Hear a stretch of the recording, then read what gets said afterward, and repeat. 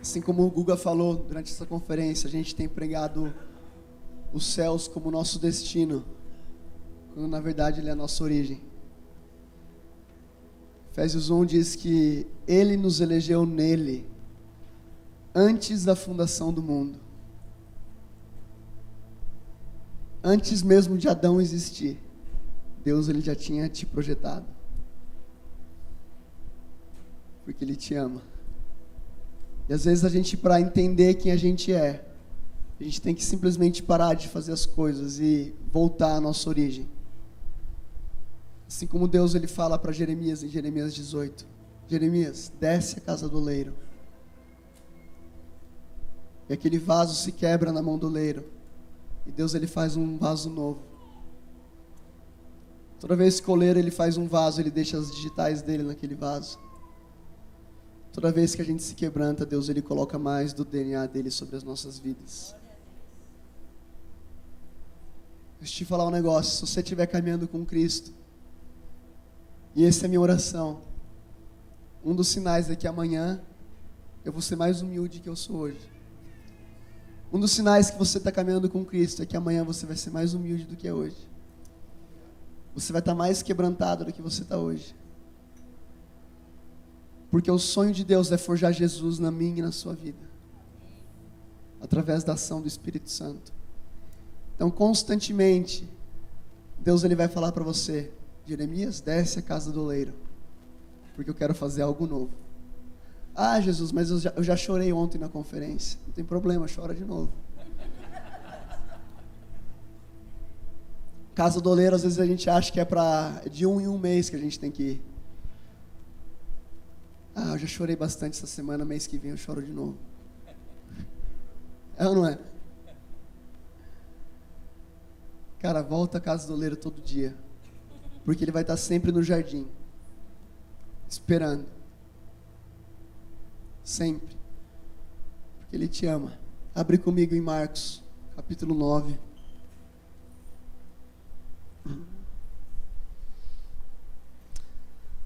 Oh, Jesus.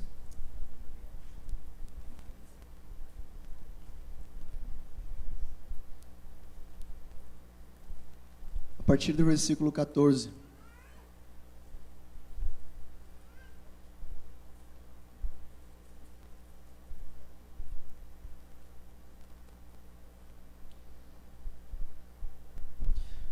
Quando se aproximaram dos outros discípulos, viram grande multidão e alguns escribas que discutiam com eles. A partir do versículo 17, Um homem dentre a multidão respondeu, mestre, trouxe-te o meu filho, possesso de um espírito mudo. Este, onde quer que o apanha, lança-o por terra, e ele espuma, arranja os dentes e vai se secando. Roguei aos teus discípulos que o expulsassem, mas não puderam. Jesus respondeu, ó geração incrédula, até quando estarei convosco? Até quando vos sofrerei? Trazei-mo. Eles o trouxeram, e quando o espírito viu a Jesus, logo agitou o menino com violência. Caindo ele por terra, revolvia-se espumando. Perguntou Jesus ao pai do menino, quanto tempo há que lhe sucede isto? Respondeu ele, desde a infância. Muitas vezes o tem lançado no fogo e na água para o matar. Mas se tu podes fazer alguma coisa, tem compaixão de nós e ajuda-nos. Disse-lhe Jesus, se tu podes, tudo é possível ao que crê. Imediatamente o pai do menino exclamou, eu creio, ajuda-me a vencer a minha falta de fé. Amém? O que eu quero falar para você hoje é que o relacionamento de Deus com você e a fé de Deus para a sua vida, ela é pessoal. Algo muito engraçado nessa história é que quando Jesus ele faz essa pergunta, ele fala assim, se podes, tudo é possível ao que crê. Aquele homem fala assim, eu creio, ajuda-me na minha falta de fé. Alguém já achou essa parte engraçada da Bíblia? É muito engraçado, cara. Eu creio, mas eu não creio. Eu creio, mas ajuda-me na minha falta de fé.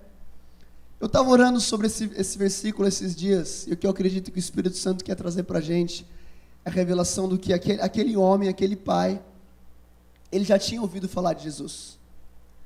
Ele já ouvia falar que Jesus curava, ele já tinha ouvido falar que Jesus era o possível Messias. Ele sabia do poder de Deus sobre a vida de Jesus. Ele ouvia falar dos milagres, ele talvez ouvia falar das ressurreições. Só que quando chegava no âmbito pessoal da vida dele, ele ainda não acreditava. Eu não sei se você já passou por isso, mas às vezes a gente ouve um testemunho na igreja de um cara que ele fala que ele estava com uma dívida de 17 mil, e aí faltava um dia para aquela dívida expirar, e aí caiu na conta dele no banco 17 mil e ele conseguiu pagar a dívida. Você pensa assim, uau, esse cara tem fé, mas isso acho que não vai acontecer comigo não. Quem aqui já pensou isso? O cara vai viajar e ele não comprou a passagem, no último dia, alguém vai, um irmãozinho lá sem saber de nada e dá o dinheiro para ele compra a passagem. Você fala, cara, isso é muito bonito, Deus fez alguma coisa, mas isso aí acho que não vai acontecer comigo não. Ou você vê o Todd White ou outros homens de Deus orando, trazendo testemunhos de cura, as pernas crescendo, os paralíticos se levantando, você fala, eu creio mesmo. Mas na minha vida eu acho que já não é bem assim. Não fui chamado para isso. Eu não tenho essa incumbência do Espírito Santo. E aquele homem chegou para Jesus, ele fala, Jesus, eu realmente creio, mas eu não acredito. Eu sei que você pode fazer isso, mas através da minha vida, anos e anos sofrendo. Já passei por isso várias e várias vezes. O meu filho sempre quer se jogar no fogo através desse espírito imundo.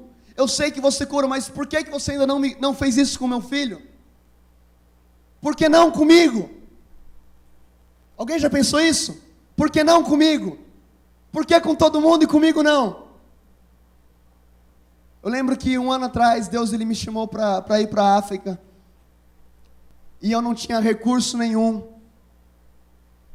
O que sempre acontece com a gente quando a gente vai fazer alguma coisa de Deus. Provavelmente, se Deus for te chamar para fazer alguma coisa, você não vai ter recurso nenhum. Estou te contando uma boa notícia essa noite. Porque se você tiver o recurso para os propósitos de Deus na sua vida, meu irmão, eu já não sei se isso é de Deus. Se a palavra fala que o justo viverá pela fé, essa não é uma sugestão para o justo, é uma condição. O justo viverá pela fé. Então, se você quer viver o propósito de Deus na sua vida, provavelmente você vai estar cercado de impossibilidades. Através da fé, você está sempre a um passo do romper de Deus. E eu lembro Deus me chamando e pode tocar, você estava tocando bem. Deus ele me chamando para a África, e eu sempre tentando desviar do Espírito Santo, assim, tipo, tá faltando recurso. Não, mas é minha faculdade. Não, mas vai ter reunião do Unamis. Vou perder a reunião do Unamis, vai ter conferência. E o Espírito Santo falou assim, não, a verdade é que você está com medo. Eu falei, não, eu não estou com medo. Não, você está com medo. Assume que você está com medo. Não, Espírito Santo, que isso? Homem de Deus. Já vi Deus se movendo de maneira poderosa. Não, você está com medo. Eu falei, eu estou com medo. Eu lembro que eu estava estudando uma prova no outro dia, e o Espírito Santo falou assim, vai e procura por uma passagem. Estava há 4 meses procurando passagem para a África. Estavam todas bastante caras. Quem aqui conhece um pouco das passagens, quanto mais próximo da viagem, mais cara ela fica. Eu entrei lá no meu computador, pesquisei, ela tinha caído 50%. Muito bom, mas eu tinha 0. Não adiantava nada. Aí eu falei, tá bom, Espírito Santo, e agora? Ele falou, vai e compra. Faz isso se o Espírito Santo te falar, tá bom? Se Deus te der uma palavra. Não vem depois me cobrar. Colocar no meu cartão de crédito. Eu parei. Falei, cara, eu não poderia trancar a minha faculdade na época. Se eu trancasse, eu perdia a minha bolsa de estudos. Então eu tinha os meus medos me empurrando para um lugar. e a palavra de Deus me empurrando para outro lugar. É nesse momento que ou a gente abraça o amor de Deus e as palavras dele e corre para o propósito de Deus, ou a gente abraça o medo e corre para os nossos próprios caminhos. Não sei se você sabe, mas toda incredulidade ela está fundamentada em uma mentira. Fala comigo bem alto. O medo e a incredulidade são uma mentira. O medo não existe, cara. É algo que o diabo coloca na nossa cabeça. Ah, mas e se faltar? Ah, você vai casar, mas você nem se formou. Ah, mas você não tem os recursos suficientes. Você não consegue nem comprar passagem para os Estados Unidos. Então o diabo, através de uma mentira, ele vai colocar uma pulga atrás da sua orelha, e esse negócio vai ficar te martelando até você sair do propósito de Deus. O diabo, ele não pode me controlar, mas através de uma mentira ele pode congelar o chamado de Deus na minha vida. Mateus 25, aquele servo, ele tem aquele talento, e quando o Senhor ele vem cobrar aquele talento, ele fala: tive medo e enterrei. A maior ferramenta do diabo para congelar aquilo que Deus tem na sua vida é o medo. E a única maneira de você combater o medo é receber o perfeito amor de Jesus e ficar debaixo dessa cachoeira de amor de Deus. Porque o perfeito amor lança fora todo medo. Então o amor do Senhor e as palavras. Quantos aqui tem promessas de Deus? Se você não levantou a mão, quero te convidar a ler esse livro aqui. Um livro muito legal e tem bastante promessa de Deus para você aqui dentro, amém? É um livro muito bom. Você vai precisar de amor, receber o amor do Senhor, e você vai precisar valorizar aquilo que Deus está falando para você. Porque senão, meu amigo, você vai abraçar o seu medo por causa da falta de recursos, porque você não é bom o suficiente. Igual Moisés: ah, mas eu não sei falar. Ah, não sei falar. Aí vai lá Deus e coloca Arão. Não, ele fala para você, fica tranquilo.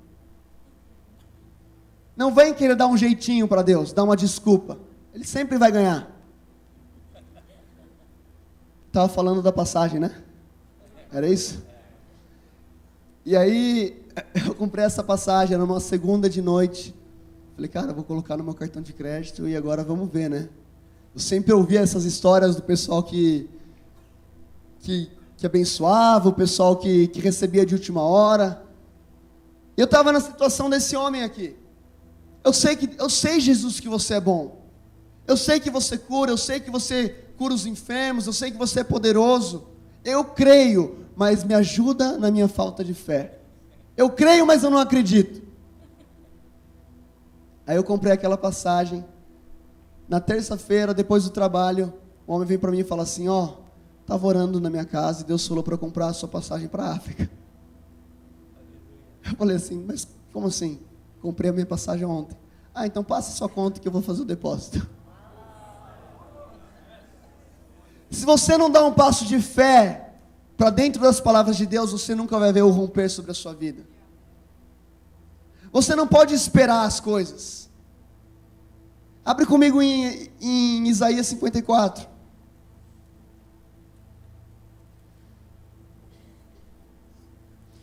Oh, Jesus.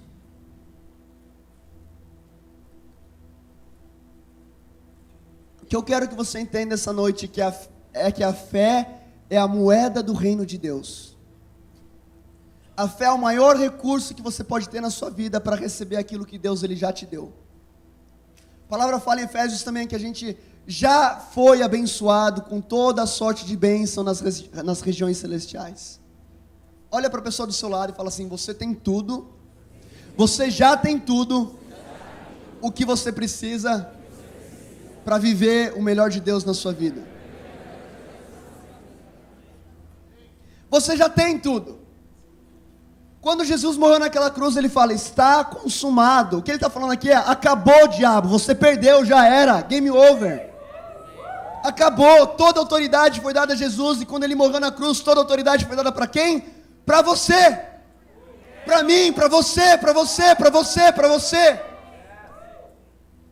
Então, se a sua visão por dentro não foi muito maior do que a visão de fora, você não vai viver o melhor de Deus para a sua vida. Porque Deus, ele tem um poder infindável. Mas com raras exceções, ele geralmente respeita a nossa fé. Você vai ver o mover de Deus de acordo com o nível da sua fé. Era assim que Jesus se movia em milagres. Ele chegava lá no cego e falava assim: o que você quer que eu te faça? Jesus, você acha que ele não sabia o que aquele cara queria?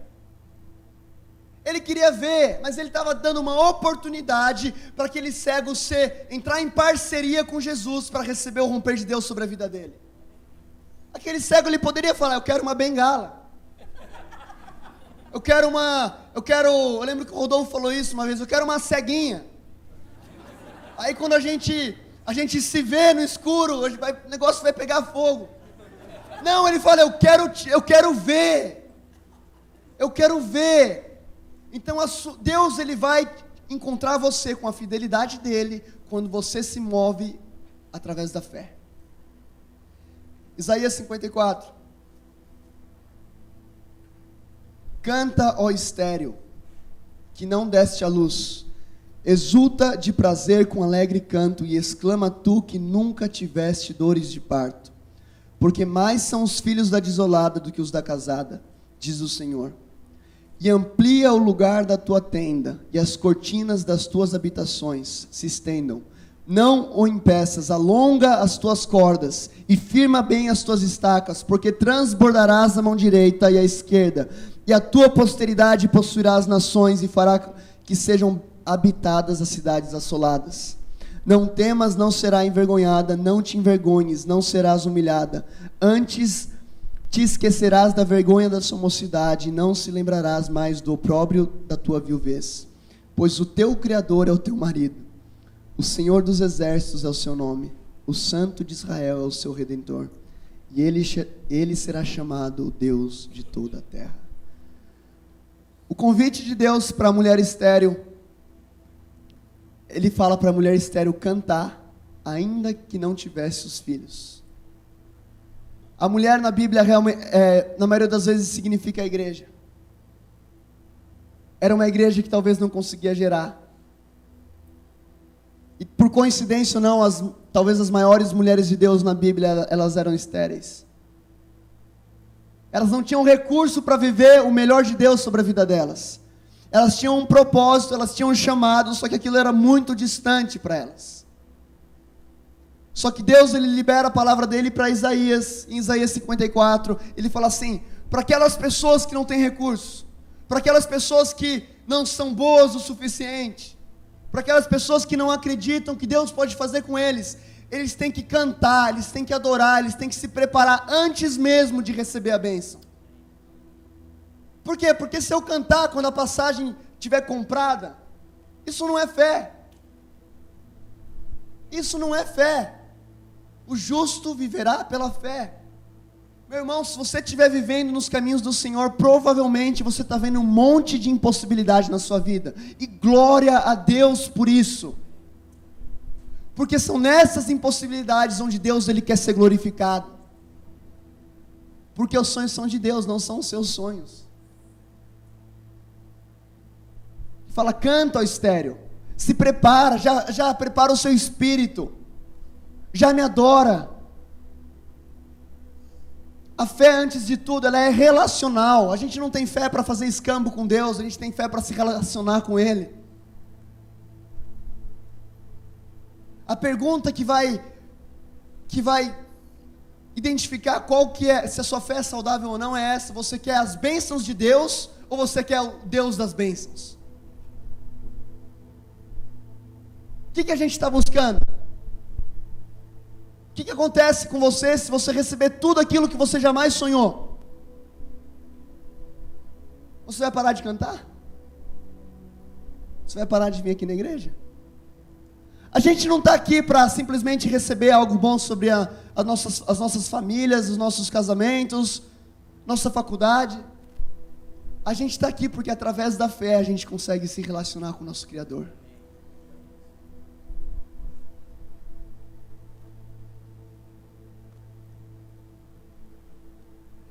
Abre comigo em Mateus, versículo 14.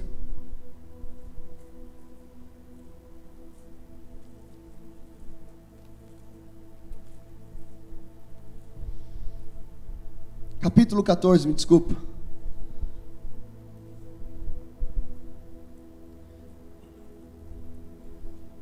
Versículo 26. Vamos do 25.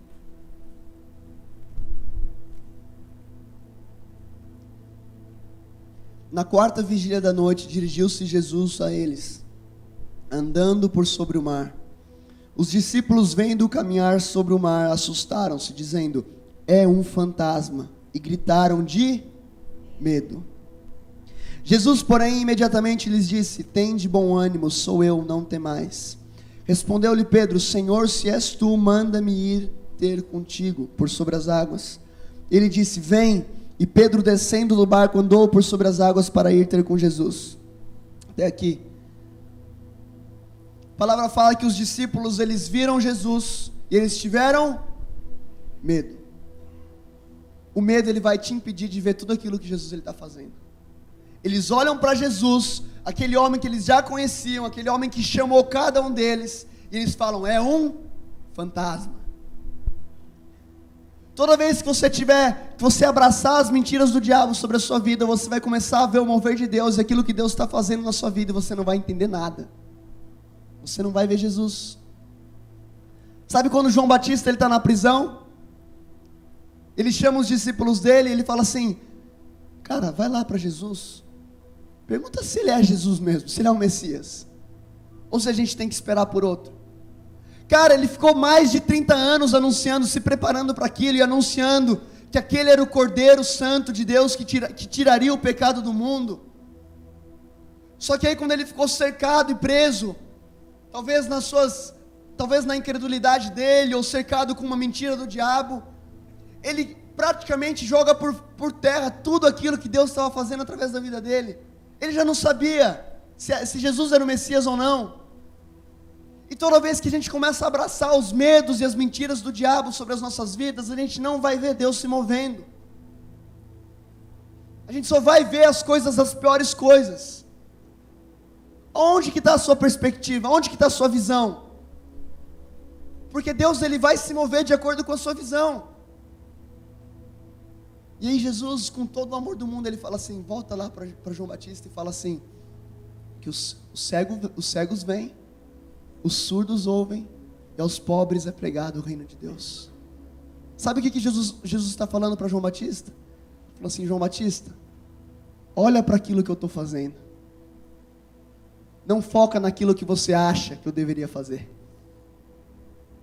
Então o que eu quero falar para você hoje é para prestar atenção em Jesus. Toda vez que você for cercado de medo, de incredulidade, toda vez que faltar recurso, através da fé você se relaciona com Ele, porque você ama Ele. E quando Ele te chamar de volta, todo medo, toda incredulidade, todas as barreiras, elas caem por terra. Eu acho que é no Salmo 120, eu fiz esse rascunho aqui, só que eu não tô seguindo nada disso aqui. Acho que eu coloquei isso em algum lugar. 121. Salmo 121. A palavra de Deus diz: elevo os olhos para os montes, de onde virá o meu socorro? O meu socorro vem do Senhor que fez os céus e a terra.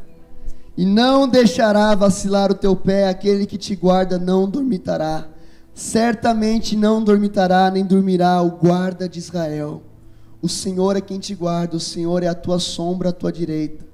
O sol não te molestará de dia, nem a lua de noite. O Senhor te guardará de todo mal.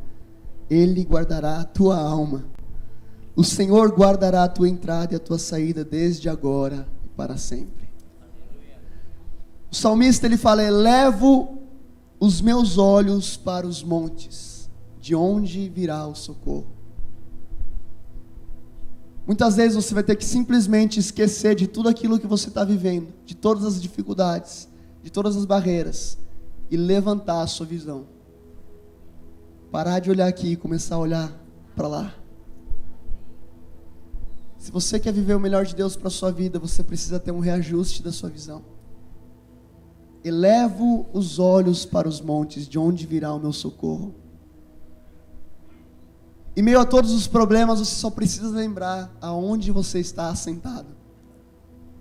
Você está sentado nos lugares celestiais com Cristo Jesus. Então, quando as coisas estiverem apertando, simplesmente feche os seus olhos, entra debaixo dessa cachoeira de Deus, fala: Jesus, o que o Senhor está vendo? Daqui de cima, o que o Senhor está vendo? Jesus, porque eu sei que nessa visão, nessa altura, a sua perspectiva é diferente. Eleva os meus olhos, Jesus. Eu quero ver aquilo que o Senhor está enxergando. A gente só vai ver Deus se movendo quando a gente olhar da maneira que Ele olha. Os discípulos tiveram medo e não conseguiram reconhecer Jesus. Aquele servo, ele teve medo, ele enterrou o talento dele. Sabe o que o medo vai falar para você? Siga-me e eu te levarei para um lugar seguro. E as próprias barreiras que o medo construía vão ser as barreiras que vão te aprisionar. Deus, Ele está quebrando todo o medo hoje. Porque Deus, Ele está levando a gente como igreja para um outro nível. Não sei se vocês estão percebendo, mas a presença de Deus está ficando cada vez mais forte nesse lugar. Cada culto que a gente vem, cada adoração, cada palavra, cada coisa que Deus está fazendo aqui está ficando cada vez mais forte. Então Deus, Ele está querendo expandir a nossa visão e quebrar todos os medos para que a gente possa decolar. Cara, você não foi feito, eu não fui feito para ficar preso em medo, em incredulidade, em ansiedade. Cara, será que vai ter o suficiente? Será que vai faltar? Aquele que começou a boa obra é fiel para completá-la. Você acha que Jesus, ele fica com falta de recurso? O dono de todo ouro e de toda prata. Aquele que fez os céus e fez a terra e fez tudo. Você acha que os céus, ele está preocupado com a alta do dólar? Eu casei nos Estados Unidos há quatro meses atrás. Quem pode dar um glória a Deus por isso? E eu falava isso para os meus amigos. Ele, o dólar está caro, hein, cara? Mas está muito caro, como é que você vai viajar? Para o meu pai não está caro, não. Eu tenho o pai mais rico da história.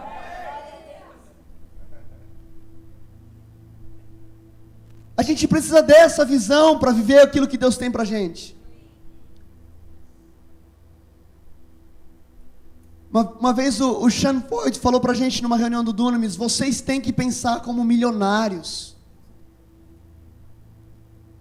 Porque a gente é milionário. Talvez a sua conta bancária não mostre isso, mas os recursos do céu sobre a sua vida vão mostrar isso. E a fé, que é a moeda do reino de Deus, fala comigo, a fé é a moeda do reino de Deus. A fé vai fazer com que você pegue tudo aquilo que Jesus já te entregou. Você vai tirar isso das regiões celestiais e vai colocar no mundo terreno. Sabe o que a incredulidade vai fazer? Vai te dar uma conta no banco com 7 bilhões de dólares, só que você não vai ter a menor ideia de como usar.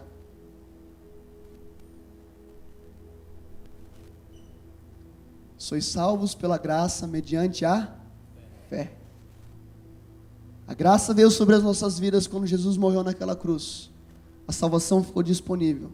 Só que eu e você só temos acesso àquilo quando a gente retira aquilo que Jesus nos deu através da fé. Vem comigo para Hebreus capítulo 4.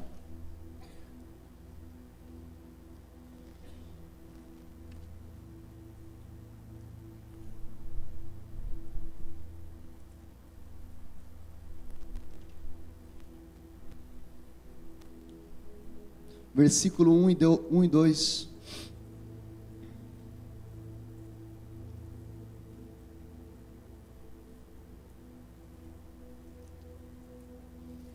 temamos, portanto, que tendo-nos sido deixada a promessa de entrar no seu descanso, suceda parecer de algum de vós tenha falhado, pois também a nós foram anunciadas as boas novas, como a eles, mas a palavra que ouviram nada lhes aproveitou, visto não ser acompanhada pela fé naqueles que a ouviram. Existem duas coisas que vão trazer o mover de Deus, e elas devem estar juntas. É a palavra de Deus acompanhada pela fé. O autor de Hebreus, ele está falando aqui, o descanso, a salvação, a promessa, ela está disponível para todo mundo. Mas aquele povo não teve acesso àquilo, porque essa palavra não foi acompanhada pela fé. Eu não sei se você está com essa sensação no seu coração, mas eu quero ter muita fé para viver tudo aquilo que Deus tem para mim. Tudo aquilo que Deus tem para essa casa. Tudo aquilo que Deus tem para o nosso país. Vai exigir muita fé. E quanto mais próximo a gente ficar de Jesus, mais a gente vai conseguir ter fé, porque a gente começa a enxergar as coisas como Ele enxerga. As pessoas mais apaixonadas por Jesus são aquelas que mais têm fé. Aqueles discípulos ficaram tomados de medo e não conseguiram ver Jesus. Aí Pedro, doidão, alucinado pela presença de Jesus, fala: se és tu, deixe-me ir até ti. O que Pedro ganhou naquele dia? Ele ganhou o carro do ano? Não, ele não ganhou. Ele recebeu milhões na conta do banco dele? Não, ele simplesmente teve um encontro pessoal com Jesus e ficou bem perto dele. Quem aqui quer isso? É para isso que você tem fé. Fala comigo, a fé é relacional. Fé não é um instrumento de barganha, ela é relacional.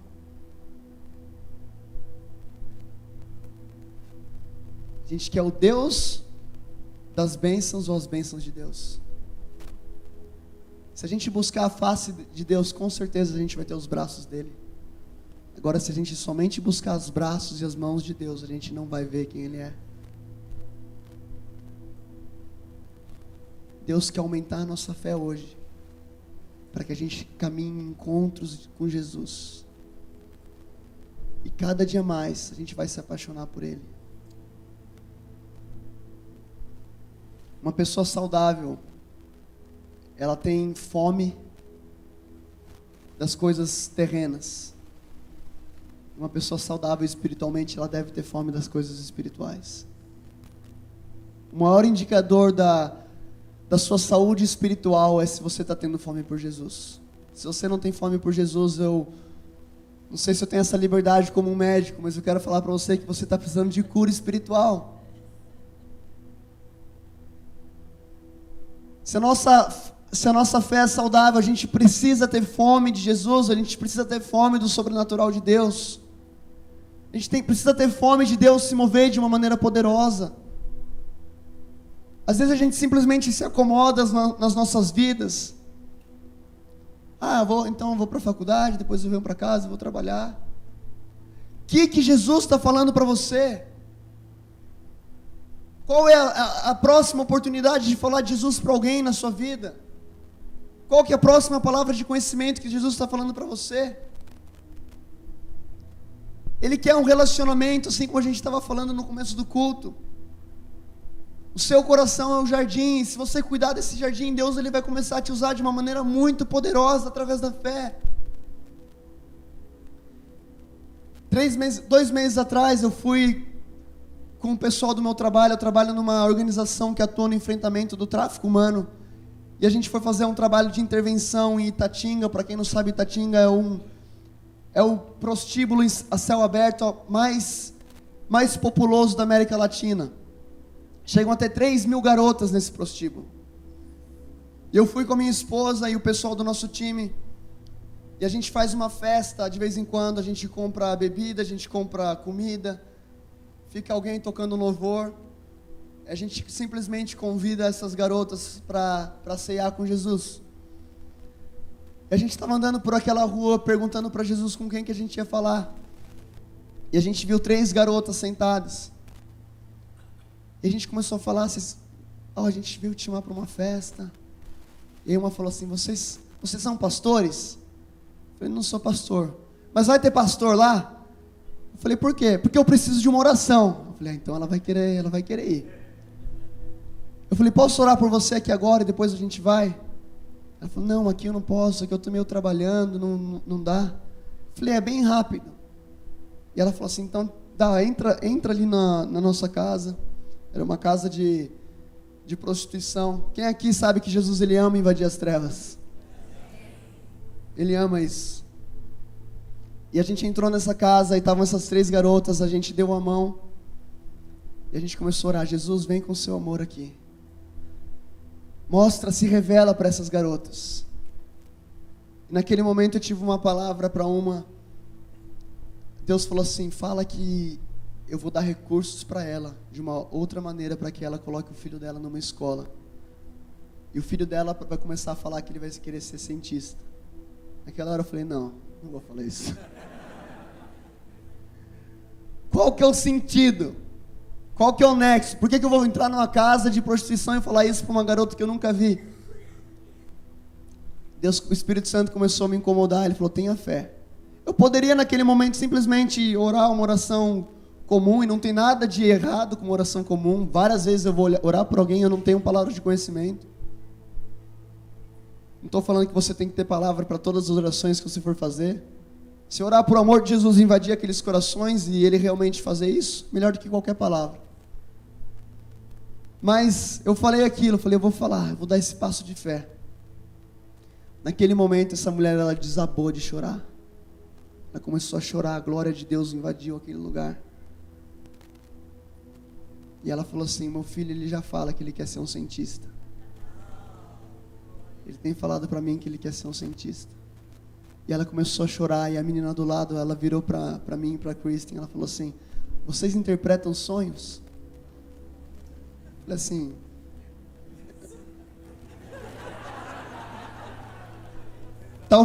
talvez eu consiga interpretar. O Espírito Santo interpreta, com certeza. Por quê? Tive um sonho que uma cobra entrava na minha casa e ela picava meu filho. Meu filho se transformava em sangue. Eu falei, e agora? O que eu falo? Eu não interpretava, estava só brincando. Naquele momento eu senti que ela estava envolvida com macumbaria. Ela estava dando liberdade para um espírito de morte atuar na vida do filho dela. E eu falei assim, posso ser bem sincero com você? Ela falou, pode. Você está envolvida com macumbaria? Aí as duas meninas viraram, eu falei que era isso! Eu falei que era isso! Eu falei, yes! Sabe quando você comemora por dentro? Tipo, gol do Espírito Santo. Eu falei, Deus, Ele quer quebrar essa maldição na sua vida, porque Ele ama a sua família. Ela começou a chorar. Ela falou, tenho que trazer meu filho aqui. Eu falei, não, primeiro você se arrepende de ter dado legalidade para o diabo trabalhar na sua vida. Depois você traz o seu filho. Ela se arrependeu, começou a chorar. Aí a terceira começou a meio que manifestar, a gente orou e repreendeu. Aí essa menina foi buscar o filho dela. A gente foi os 5 para a festa. Chegando na festa, estava acontecendo um louvor, eu comecei a falar de Jesus para esse menino, ele tinha 11 anos. Revoltado com a igreja. Assim, ele sabe da profissão da mãe, não tem pai. Tinha ódio de pastor e de igreja. E conversando com ele, eu vi um carro branco. Um carro branco passando atrás dele, assim, no espírito. Eu senti o Espírito Santo falando, pergunta para ele se ele tem um sonho de ter um carro branco. Eu falei, Deus, ele te ama muito. Ele vai te dar tudo o que você quer. Tudo aquilo que você precisa, porque Ele é um bom pai. Você tem um sonho de ter um carro branco? E o menino começou a despencar, de chorar. Coisa tão simples. Às vezes a gente tenta aumentar uma simples palavra de Deus para que ela tenha efetividade na vida de alguém. Eu preciso falar que é uma Mercedes branca. que um carro branco não é bom o suficiente. Aí eu falei, ele começou a chorar. Ele falava, meu sonho é ter um Honda branco. O menino de 11 anos de idade, e a mãe dele começou a chorar também. Era aquela segunda, a primeira já tinha chorado, a segunda estava chorando, e nesse momento as 3 garotas e o menino se abraçaram e a gente começou a orar. O Espírito Santo foi derramado naquele lugar, naquela festa, de uma maneira poderosa. E aquele menino ali falou, eu quero aceitar Jesus. Ele entregou a vida dele para Jesus. Ele entregou a vida dele para Jesus.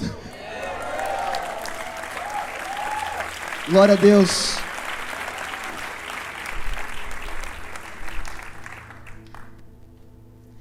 Se você é religioso demais para ouvir aquilo que eu vou falar agora, você finge que não ouviu, tá bom? E a gente começou a orar e a presença de Deus veio muito forte, muito forte. Parecia um culto, parecia o fim da conferência Dunamis. E as garotas chorando, aquele menino chorando, e o Espírito Santo falou para mim, eu quero batizar com línguas. Eu falei, não. Espírito Santo, não faz sentido nenhum. Você tem que entrar no processo e não sei o que, e blá blá blá, não faz sentido. E eu falei assim, eu fui meio tímido, eu confesso. Falei, se alguém de vocês sentir que tem algumas coisas novas, algumas línguas estranhas,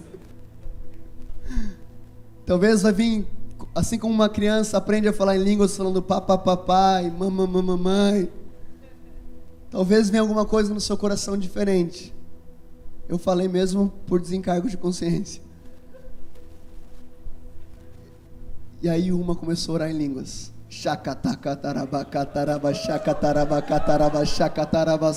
E as outras chorando. E ela virou pra gente e falou assim, eu era cristã. Ela falou, eu falava em línguas quando eu era pequena. E eu comecei a me prostituir. Eu entrei nessa vida, só que hoje eu senti que Deus me ama. Um simples passo de fé na sua vida pode mudar a vida de alguém para sempre.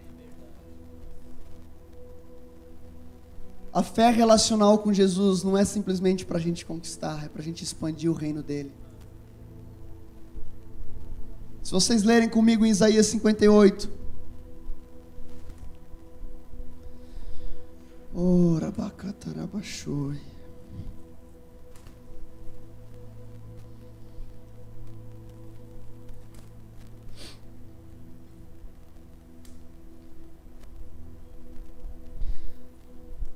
A partir do versículo 1, clama em alta voz.